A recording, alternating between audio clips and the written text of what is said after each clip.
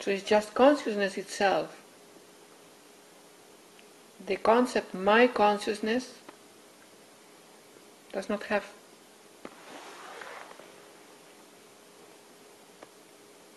much fundament.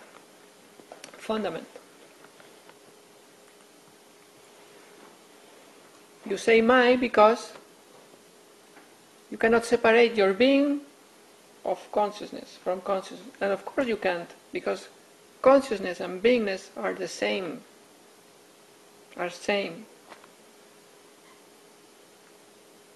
There's no beingness without consciousness. There's no consciousness without beingness. So of course you realize that awareness is happening and beingness is happening. Same thing. So you say my consciousness because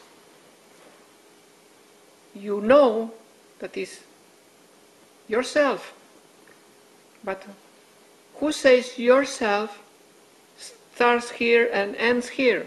That's already a theory, intellectual theory, a concept that is introduced artificially. You cannot say where your being starts or ends, because you cannot find that start, you cannot find that end, or that beginning and that ending. You cannot find the frontiers of being, just being.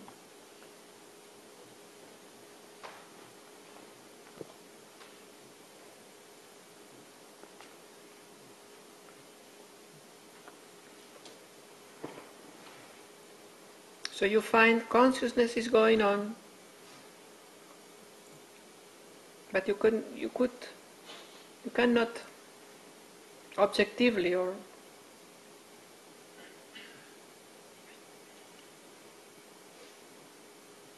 in truth, you cannot assign to that consciousness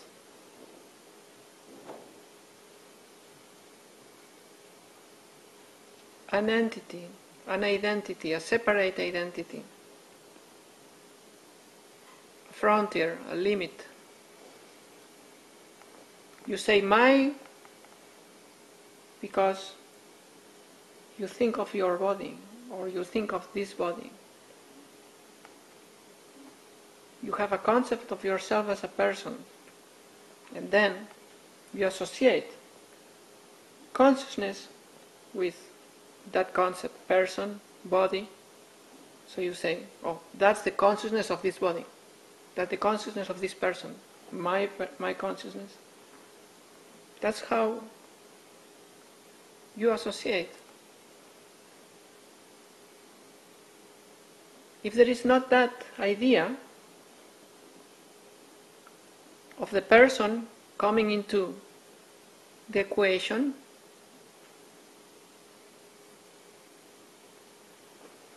then consciousness is consciousness.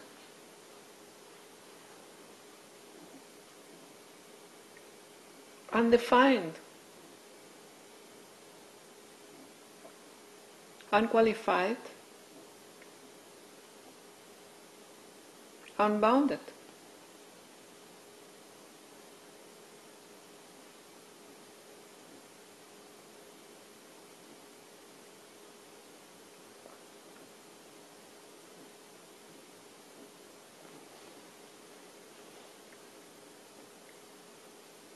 So,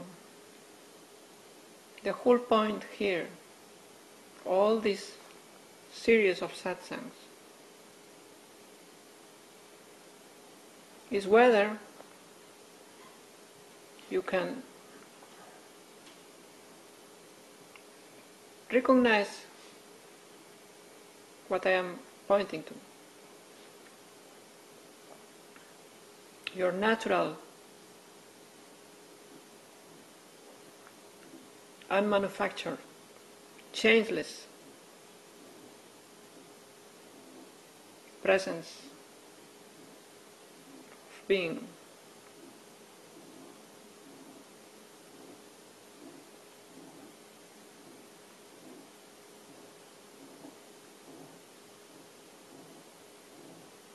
Your natural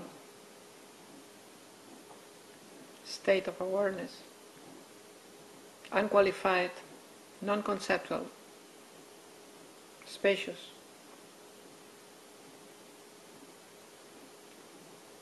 As the very, very ground of everything that's happening, so you don't have to go outside or far, not even 1 millimeter outside where you are right now. Here is the discovery place. Here is the cave of the Himalayas. You don't have to go anywhere because that, your nature, is already the truth, is already the reality, is already happening, ongoing. As the base where everything is manifested, supported. Everything is supported in that. Like the mic is supported on the table. Every experience is supported in your natural awareness. So recognize it right now as the changelessness that observes this, the changelessness that observes itself and everything else. If you can do it 1 second, liberation is already begun. Already begun. I was about to say around the corner, but no, already begun. 1 second of recognition and liberation has already begun. Then you have to go around the corner, of course, means again another second of natural, effortless recognition.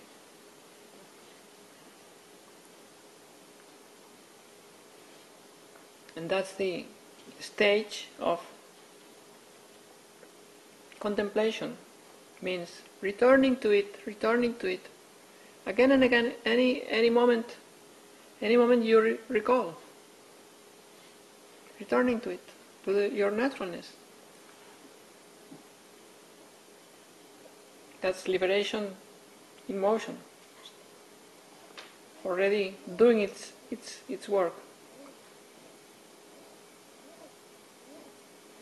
Until it becomes your default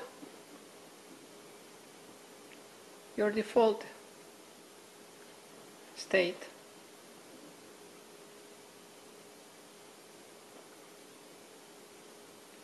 So you get used to stay home, to stay in your natural awareness. That's a stability.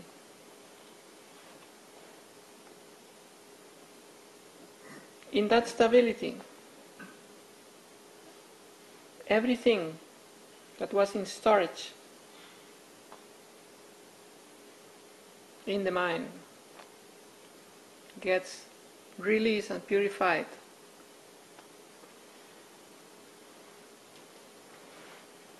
By itself.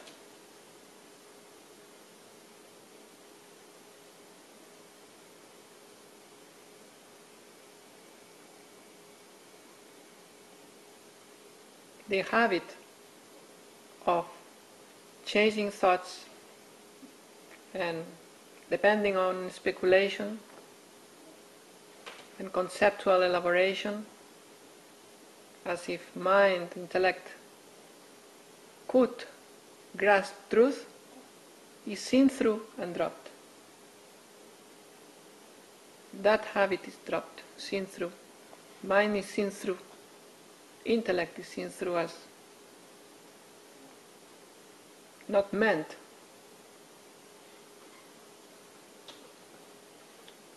to hold or grasp truth. Truth is living.